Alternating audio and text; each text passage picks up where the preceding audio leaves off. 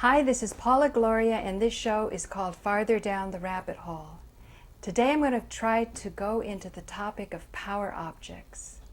And by going into the topic of power objects, I hope to explain more the relationship of matter to consciousness, something that usually spiritual people, generally how they've been educated in this part of the world, believe is something so separate that one doesn't much affect another. Although there is talked about a mind-body relationship, it's not really understood the importance of objects, of physicality. And of course, some of you realize that is the study of Tantra. And I've talked in the past about how Tantra is yantra, a shape, and mantra, a sound. And through shape and sound, we can take our limited human individuality and attention and focus it on these sounds and these shapes, and come to greater levels of consciousness and thus greater levels of ability to affect what consciousness is related to, and that is the physicality. One very obvious power object in this day and age is money. And all of you have seen the US currency, but I bet not many of you have seen this. I did show it in California when I was with my father, and we were doing an interview over Skype with Harold Channer. What this is a Deutschmark, and Alan Steinfeld, my friend, found it in a book somewhere in the East Village. I think it's 100 Deutschmarks. And if you look carefully on it, you'll see that it was issued, I believe, 1909. Now, if you had 100 trillion of these saved up, you would have the equivalent of exactly what I'm holding right here. So the question comes, when do you trust a power object, and when is it time to let it go and carry on to something else? And why is it so hard to let it go? And this is something it's very easy to complain about, the objects that we say we shouldn't have any faith in, and yet when it comes to inspiring us to do activities that, you know, our soul wants us to do, or even our personality wants us to do, like get out of bed in the morning, oftentimes people have said, unless they're motivated by money, they won't do it.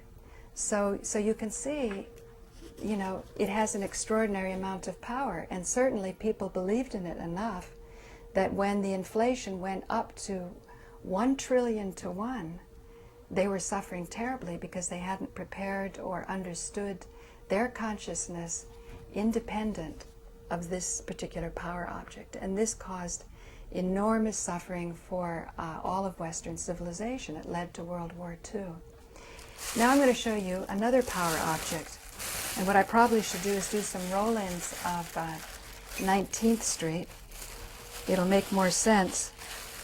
But this is a pipe. This is a lead pipe that came out of the street when they were digging it up on 19th Avenue. And I've done other shows. I particularly refer you to Redlining and Tantra, where I was out on 19th Street showing some of the tile work. And in the tile work I show, there were embedded in it some swastikas. Certainly before the time that we're in right now, because, you know, there's such a stigma for the swastika. Now, I was intrigued by this lead pipe because haven't you always heard that the demise of the Roman Empire was poison in the pipes? This has been around for a long time here in Gramercy Park. I mean, maybe the oligarchy here is a little lunatic, but I would tend to vote with Webster Tarpley, saying that Rome died of oligarchy and the type of decadence that comes about when a small group of people with so much power don't take responsibility for that power. In any case, by far the most important and powerful power object and shape and a yantra is the human body. Our physical human body is the most important power object that we have. And unlike Joe Friendly thinking that Christianity is just Judaism for dummies, What I want to do today is take you on a little excursion to the New York Public Library and share with you something that I discovered while I was there.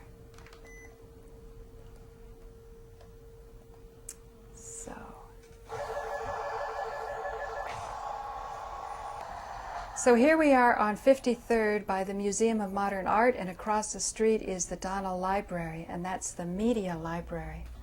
And what I'm going to do is, there you go, the New York Public Library. Everybody here in Manhattan, use it or lose it, right? There I am going around on my bicycle, and here what I have done is checked out a book on Judaism.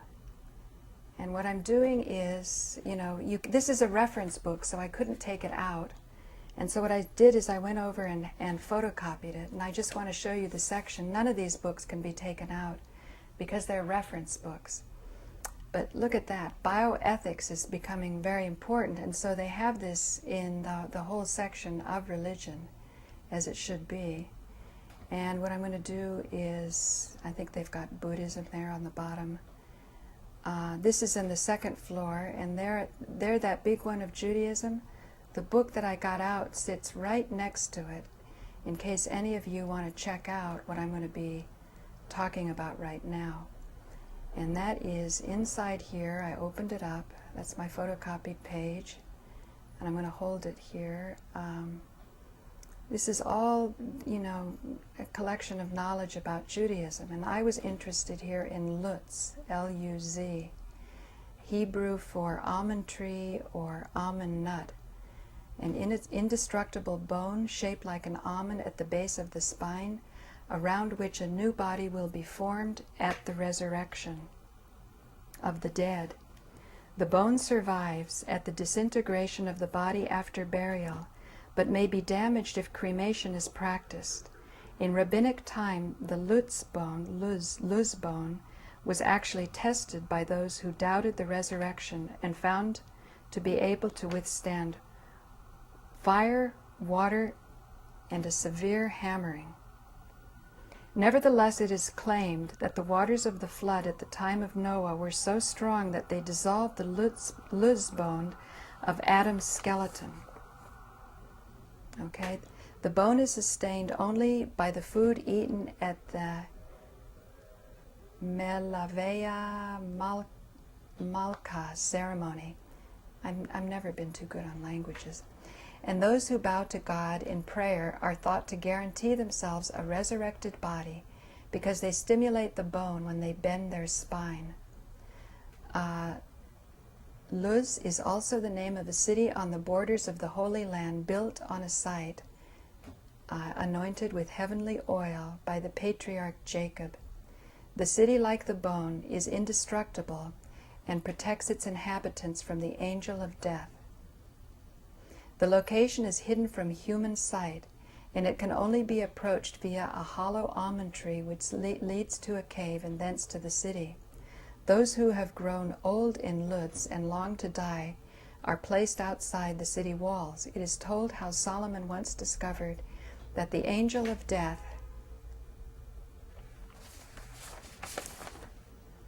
intended to kill 2 of his scribes, so he sent them with demons under his control to Lutz.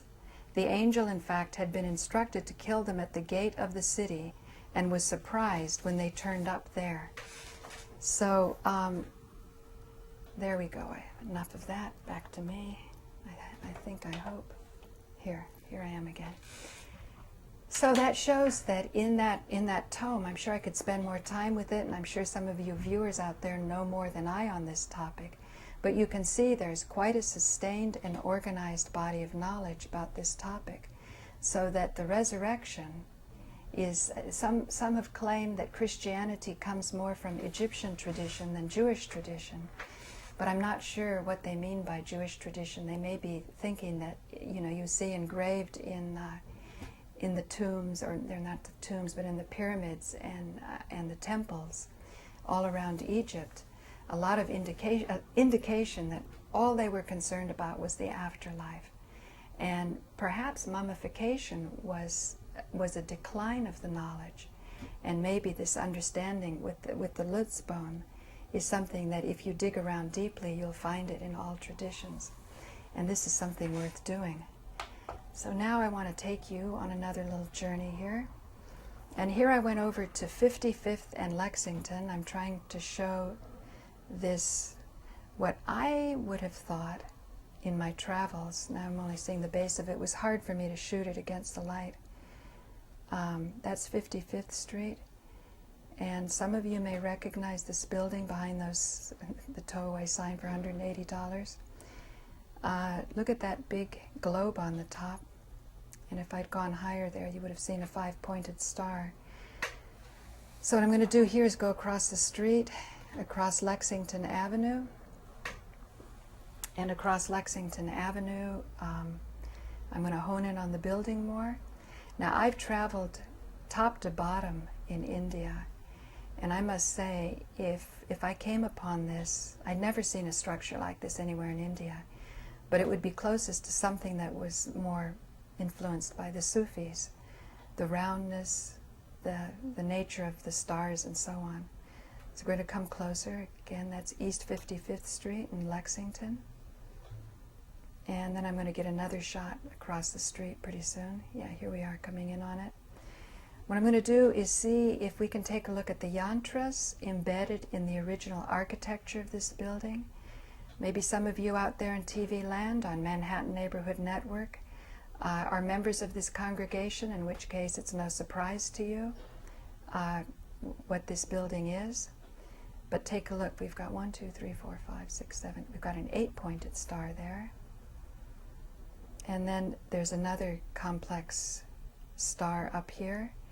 Later on, we're going to see when this obviously is an historical building here in Manhattan. And there again, let's take a look. When we come in on this, we see something very beautiful in the 6-pointed star. But now this one here is something we're a little more familiar with. And that is a 6-pointed star with a triangle facing up and one down, and they're intertwined. And I explained before that the downward pointing triangle represents the feminine and the upward, the masculine in the Sri Yantra when we consider Hinduism. But I'm not considering Hinduism here. There we've got the 5-pointed star, oftentimes called the Christmas star, because in this Western world you usually see the 5-pointed star at Christmas time in the manger and so on. And there we have the 5-pointed star at the top of this, what I would guess, and then again many-pointed star, maybe that's 8, at the top of what I would have guessed to be a mosque. But we're going to come down quite soon and see what this building's all about. It was revamped in 2001. Look at this. I've never seen those kinds of designs. Maybe some of my viewers out there, either in Manhattan Neighborhood Network or perhaps on YouTube, will know what some of these shapes are. I came in closer on that, thinking with my poor eyesight in the sun that would be a cross, but it really seems to be more a flower, a 4-petaled flower. It's a very beautiful building, and it's the Central Synagogue. Later on, I didn't see the sign left by the homeless person there. I was sort of on a mission here. The architect was in 1872, and I believe that was about the time, and you can see the reconstruction was in 2001. 1872 was about the time the Theosophical Society, Madame Blavatsky, who here in Gramercy Park was active. And let me pause it here. This is the oldest synagogue building in continuous use in New York City. The congregation was established in 1839, and this temple, designed by Henry Fernbach, was completed in 1872. Wow. The style is Moorish Revival, the arrangement Gothic. Now let me pause here and take a look at you guys. That's kind of interesting that it would be Moorish Revival, because as I remember it, Spinoza, who was a favorite philosopher of mine, simply because I had a really good teacher in college, the Jews were kicked out of Spain. And they were welcomed in Amsterdam, and that's when Spinoza went up there. So it's interesting, why would they pick Moorish revival? I find that really fascinating, because it wouldn't seem that Jews would have a good taste in their mouth after what had happened in Spain. But, so let's carry on here. And that's why you don't see any of what I'd called the Sri Yantra in the original architecture. I'm still on the lookout for more six-pointed stars, the ones that we're familiar with. The upward triangle in Hinduism representing the masculine, and the downward triangle representing the feminine. They know it as the Sri Yantra, the most auspicious. Shri is a title that's given to people, also refers to Lakshmi, the goddess of wealth. It says it's historical landmark, access to the handicapped. And now here are some doors that I don't think are original. Finally we see our six-pointed star with the upward triangle and the downward triangle. And you may remember from above, I don't know if I'm going to give a shot. Oh, okay, I finished off with that. But if you remember when I was honing in on the original architecture, they did have a six-pointed star, but it was slanted. So I think that's rather revealing. Now what I want to do is take you over to some of my past. Some people have questioned my story, and I want to say I was digging around, and here's a picture of me in a little airplane. I used to constantly get airsick, but my boyfriend had an airplane, and it was fun to go places. We actually got to fly down the Grand Canyon before they, made that illegal. And there I am, looking healthy. It's about as healthy as I'll look, because after it, it would start flying, I'd get sick. And there's Bruce fixing up my retail store. He's the one that did transcendental meditation, and since so many of my viewers are curious about my sex life, I was with him for about 7 years and accidentally discovered some extraordinary things about sexuality.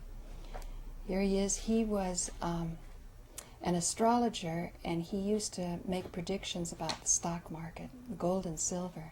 It was very interesting what the premise was.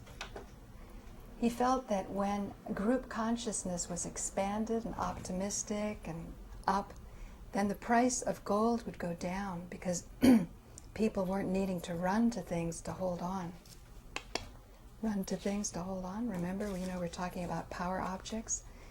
And again, for channel cruisers, this is the currency from, it's 100 Deutschmarks from 1908 or 09. And I guess within a decade or so, this would sustain an inflation of 1 trillion to 1. So if you had 1 trillion of these, it would be worth 100. It would be worth the same thing. So it shows you what's the use of saving money. Or, don't be trusting in things that aren't long-lasting. And that's the other side of the table, and that's my sister. At that time, that was my little kitchen behind my retail store. I'd often thought I sort of messed up my appetite, because I had a doorbell that would ring every time a customer came in the store in the front. And I'd go out to serve the customer. There's my sister sitting on some wicker furniture. So much for a blast from the past. 9/11 Syndicate, #1 coup d'etat. And this is something very different, at least than I've ever seen. Let me elaborate on what I'm going to be showing now. It's going to be giving a very different idea of people who you think are in one kind of group, but in truth are in another kind of group. And I'm talking about things like Al-Qaeda and the kinds of cults, infiltrated groups that grow up around bodies of knowledge that people have grown to trust, say fanatical Islamic groups, you'd think would be subscribing to the Quran. And all of these should culminate in a knowledge of the longevity of the body. The body is very important, but instead of understanding this science, in our frustration to grab power, we go the lower route, and we start taking from each other, and we don't understand that each other and our differences is what's going to give us the ability to understand the very deepest secrets of life, things like the resurrection. So I think it's inevitable that in the study of Tantra, the study of power, because that's what you have in the physical body, and these objects that for various reasons we grow to, to give our power to. We sort of transfer over our power to an object because it's kind of like we're storing it. Just like you can't carry around your money, you have to invest it somewhere, but you put it in a place where it's going to grow so that in your life experience you're going to be able to move on, accomplish more, and the ultimate accomplishment is the resurrection of the body. But this is not just, the New Age idea of the Essenes where they were sitting around all day long squeezing juice, that they were raw food people. It's deeper than that. Surely people who are developing their awareness have to be aware of what's going on, and that includes the awareness of the politics, of how the society is functioning and how it's structuring, if people are being fed, if the needs are being met. And those that have discovered deep things in the scriptures would naturally be inclined to give their power and to share their power with leaders who they trust are really taking care of the overall good of society. So now I'm going to show you something that is going to challenge a lot of what we've been lulled into believing, and see what you think.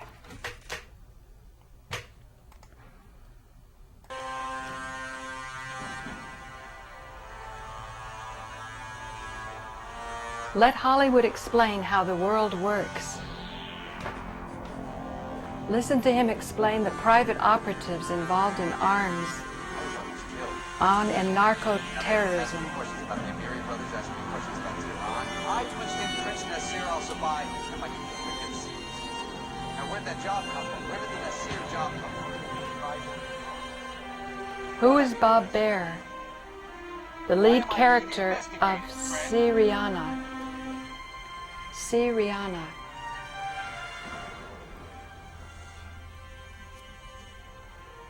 The Saudi ambassador saw the film. Other ambassadors, a lot of members of the intelligence community, congressmen of counter-narcotics and counter-terror, and had linked these two ideas, the two wars, of counter-narcotics and counter-terror, and had linked these two ideas, the two wars. Who was Bob Baer? He was a guy, he infiltrated Hezbollah in the 80s in Beirut, had a lot of experience there, Lebanon, and then he infiltrated Hezbollah in the 80s in Beirut, had a lot of experience there, Lebanon, and then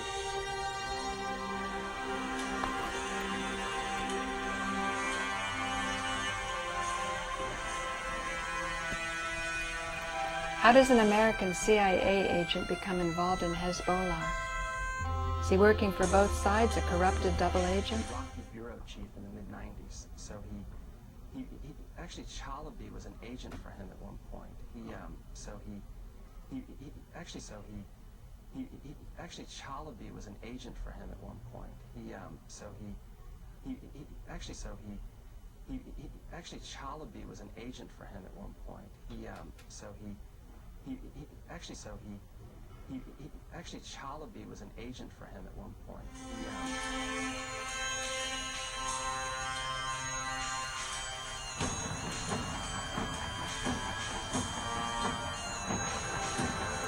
Fed lies to Judith Miller, New York Times. Judith Miller was tipped off before 9/11 of the attack by someone near Chalabi.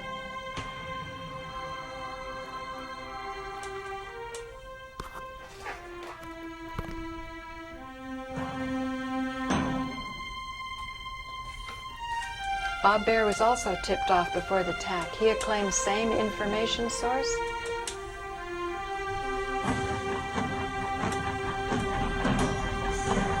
How likely was it that a mid-level CIA double agent was running an MI-16 agent based in London?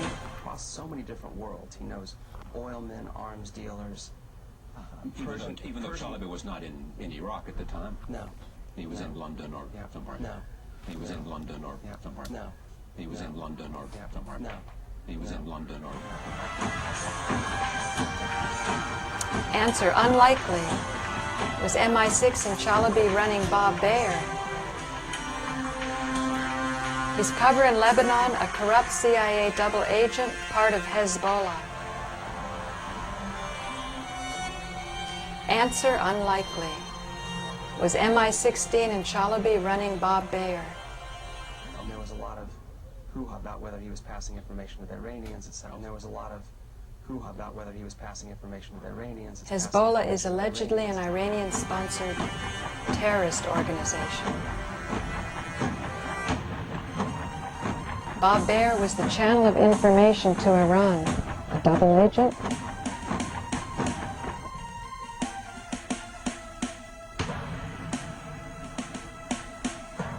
Why was there a reaction to the Iranian channel if Baer was acting for the CIA?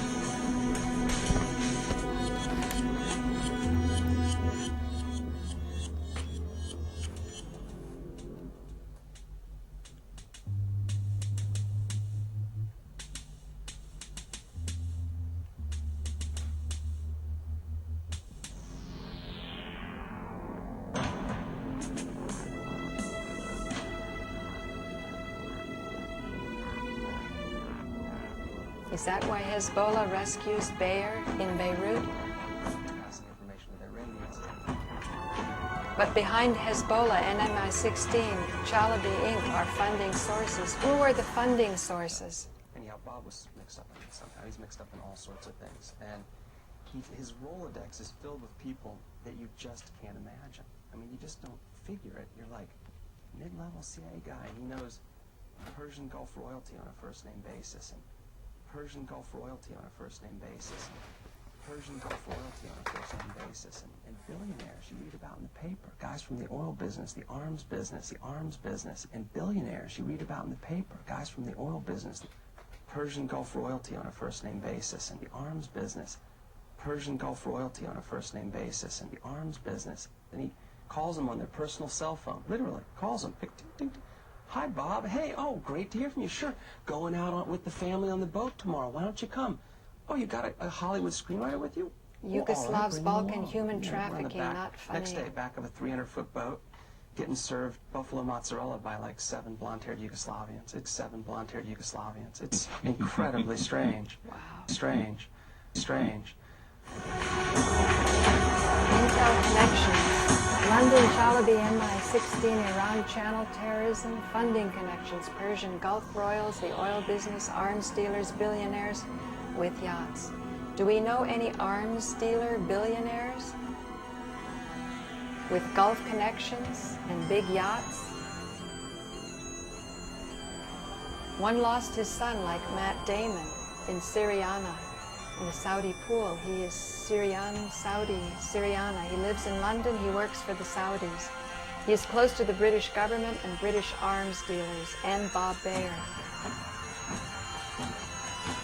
Dennis Thatcher, R.S. Lady Thatcher. What a CIA guy does. So what does he really do? What is human intelligence? And what it is it's a whole series of relationships predicated on long-standing friendships and I scratch your back, you scratch mine. Heads of terrorist organizations, shady guys. And he can go to them and he can, heads of terrorist organizations, shady guys. And he can go to them. Tony Blair resists probe of Saudi corruption payments involving billionaire. Both Judith Miller and Robert Baer knew beforehand of 9/11. Both were tied to the London private oil arms network.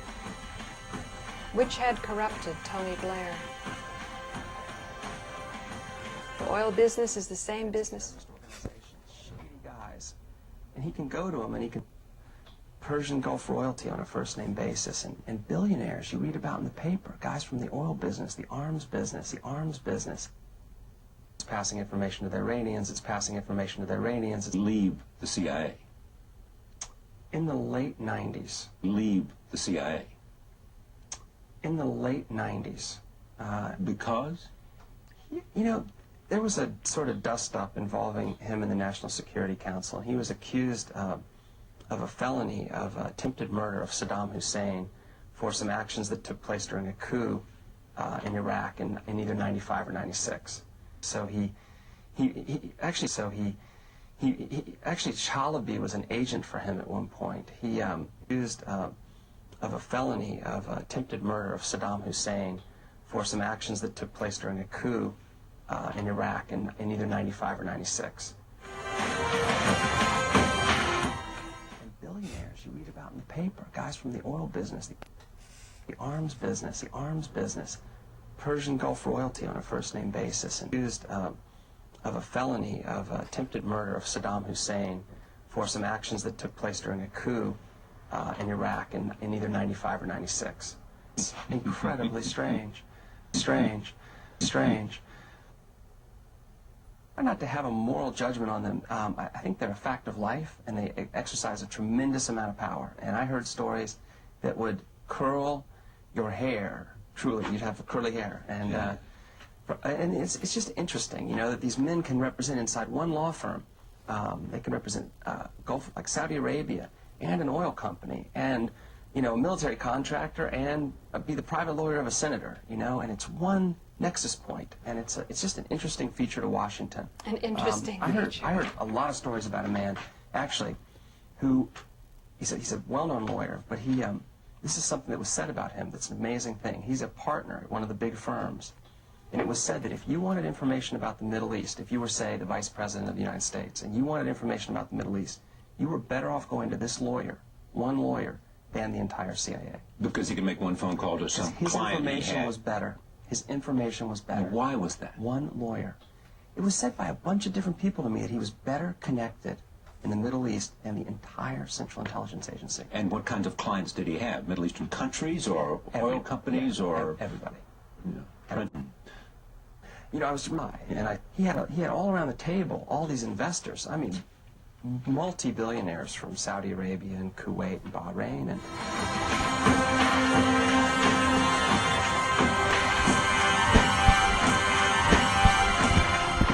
Well, there's a unhealthily close relationship between special interest money and policy, let's say, or that. Meaning that oil companies are dictating the foreign policy of America having to do with the Middle East? That would be one extrapolation. He crossed so many different worlds. He knows oilmen, arms dealers. Even though Chalabi was not in Iraq at the time? No. He was in London or somewhere? No. He was in London or somewhere? No. He was in London or somewhere? Multi-billionaires from Saudi Arabia and Kuwait and Bahrain and. No. He was in London or somewhere? Multi-billionaires from Saudi Arabia and Kuwait and Bahrain and.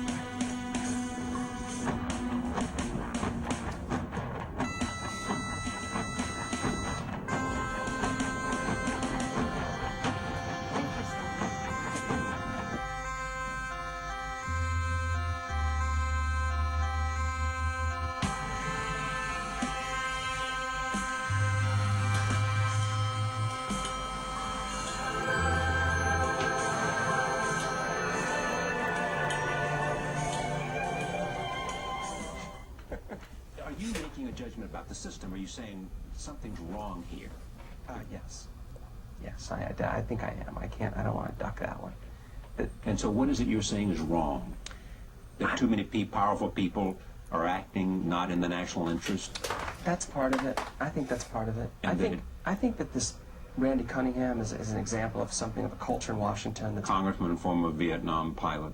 Who, living on a yacht paid for by a military contractor, driving a Rolls Royce paid for by a military contractor, broad daylight, driving up to the hill, living in the Potomac Basin. No possible way this guy can afford this stuff. And yet no one's saying boo. Well, no, they indicted him. Finally, but he was caught by local reporter in San Diego, not by anybody here in the press corps, not by Washington. Oh, you mean they should have seen him and said, and the question should have come flying out of their mouth. Should have when come a up. guy drives up in a Rolls Rolls Royce from his yacht called the Dukester, and he's like on a congressman's salary. Why isn't that? How could that exist in broad daylight? I think is a valid question.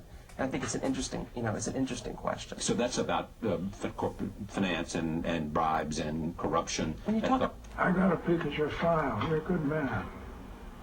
One whose experience is narrow and deep. Your entire career, you've been used. And probably never even known what for. I didn't used to need to know. Criminal In this network town, is what it you're says that you innocent can't until you're read. investigated. Innocent until investigated. It's nice. It's got a nice ring to it. If anything happens to me or my family, an accident, an accusation, anything, then first your son will disappear. His body will never be found. Then your wife. Her body will never be found either. Now, this is guaranteed. Then whatever is the most dangerous thing that you do in your life, it might be flying in a small plane. Might be walking to the bank. You'll be killed.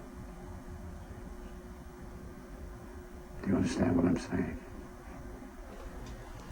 This video is an analysis that you do understand, of a fictional so we're clear person. and there won't be any mistakes.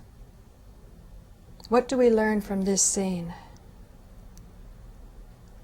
We learn that Bob Baer can kill after he is dead. In other words, he is part of a network. Is that how he escaped prosecution for being a double agent in the assassination attempt?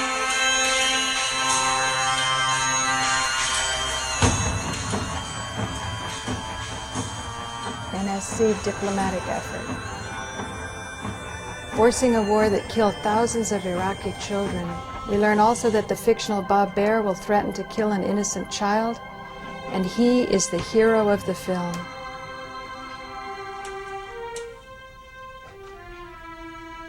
He's then part of a satanic criminal network.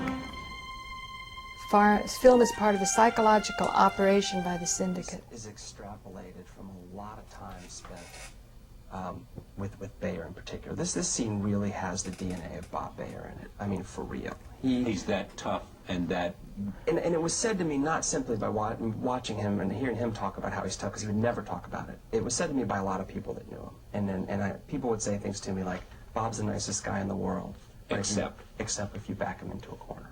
And then he'll do anything to get out. That was a former head of Syrian national intelligence who said that to me about Bob. Is he still head of national intelligence in Syria? It's actually been a huge deal. He's been going through a lot of stuff. He's not anymore. Is Syria the former head of intelligence? Yeah, because having to do with the assassination of Hariri? Absolutely.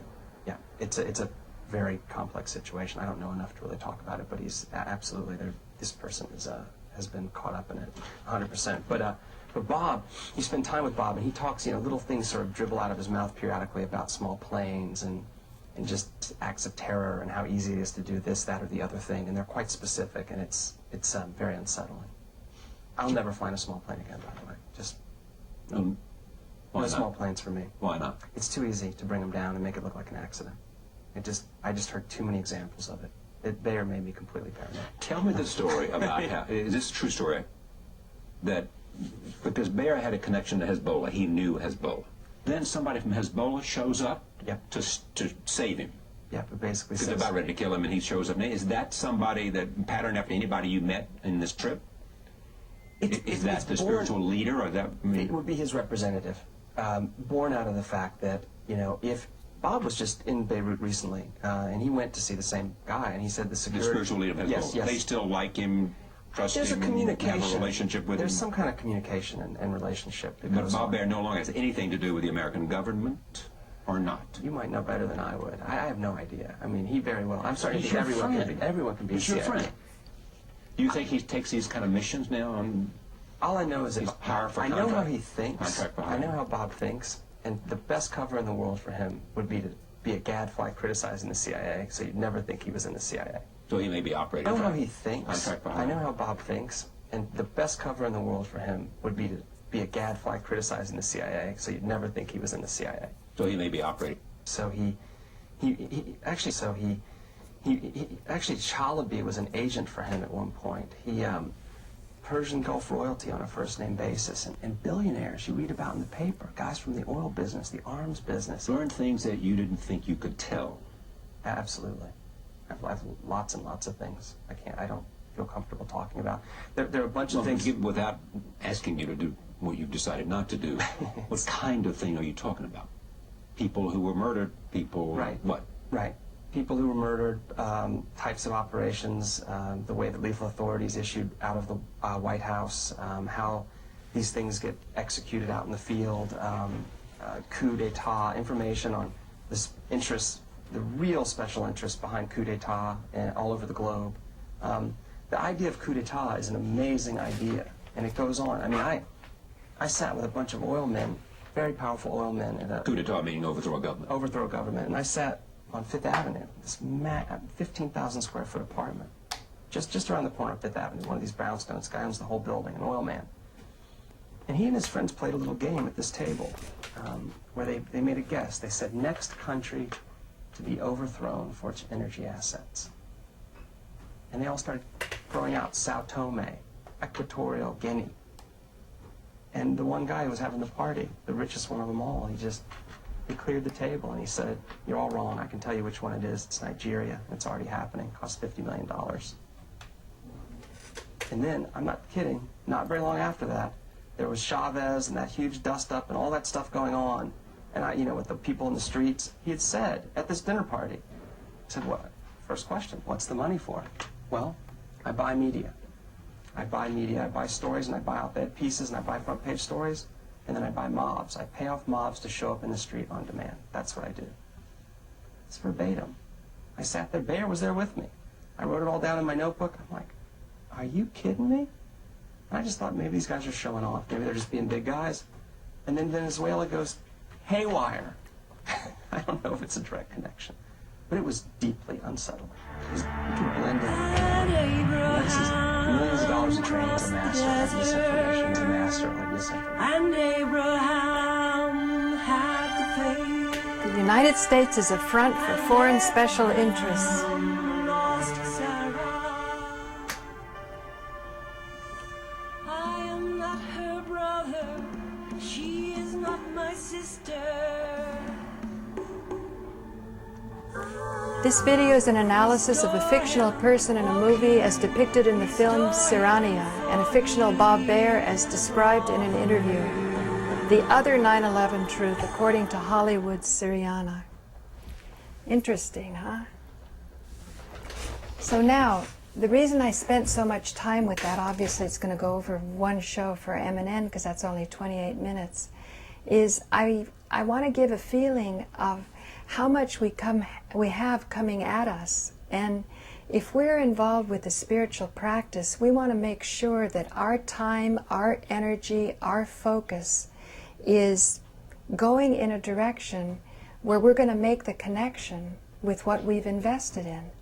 So in the same way our politics really confuse us, we should make sure in our spiritual groups or spiritual circles, or what we're putting our heart towards, that there's clarity there. And we should have evidence of this by noticing better personal relationships in our family, more ability to generate abundance, more balance, cheerfulness, happiness in the environment. These are indications that our leaders are leading us correctly.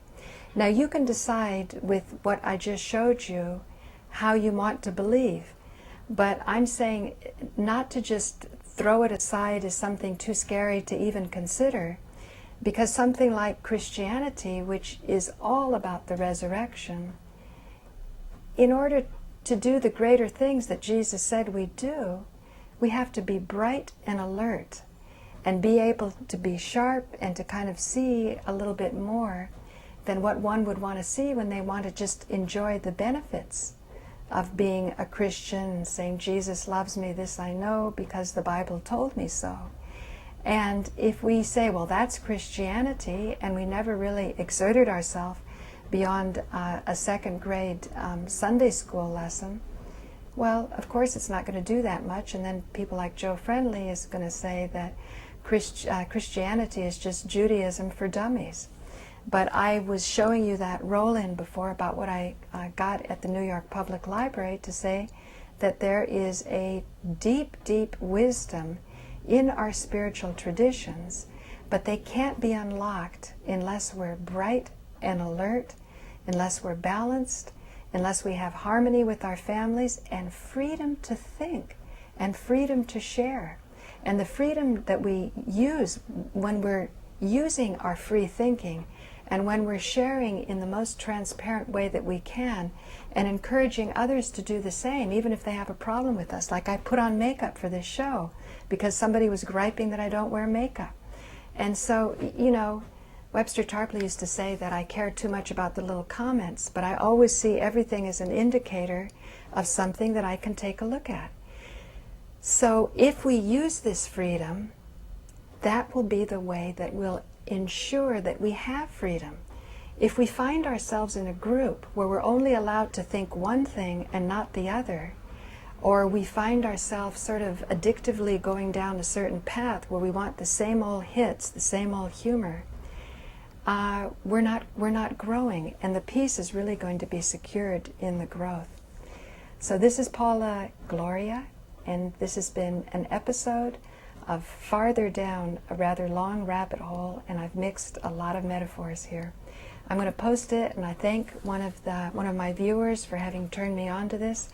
I hate to say it, I'm not much of a movie buff, so I never even saw that movie, Syriana, but I'm certainly aware that in the 9/11 We Are Change group, led by ALEX Jones, I didn't like things that he was saying about the Bohemian Grove, because I myself had been involved with the Paul Lowe workshops. He was sort of, you know, at one time considered the protege of Osho. After I had sort of wanted to decondition myself from my transcendental meditation celibacy background, I decided a good dose of the teachings from the sex guru would be in order. And I could see how somebody with a camera and snapshots would go around and say that I was some Illuminati or decadent just because I was at a clothing optional workshop. So I wasn't satisfied when ALEX Jones talks about the Satanica Church or what's anti-Christian, because first, before you talk about what's anti-Christian, have you really commanded and understood what Christianity is, and do you know what it means when Jesus said that he came not to change the covenant but to fulfill it? Do you even understand what a covenant is? Everyone runs around and says, rights, rights, human rights. You know, I have to have these rights. Well, says who? Who gave you the rights? How did you earn the rights? How did you ensure it? This is why Abraham went up to the mountain in the most heartbroken state you could possibly imagine, that he wanted that divine connection so much, he was willing to sacrifice his son. So keeping that in mind, if we find ourselves in a group that is restricting our thinking, just allow the heartbreak to take place and see where it takes you, because the divine connection, you don't want it to be blocked. And in order to make that connection, you need to exercise freedom. You need to demand it for yourself. And you certainly should be ready to give it to others when the time comes that they ask for that freedom. So again, thank you. This is Paula Gloria, and this is an episode of Farther Down the Rabbit Hole.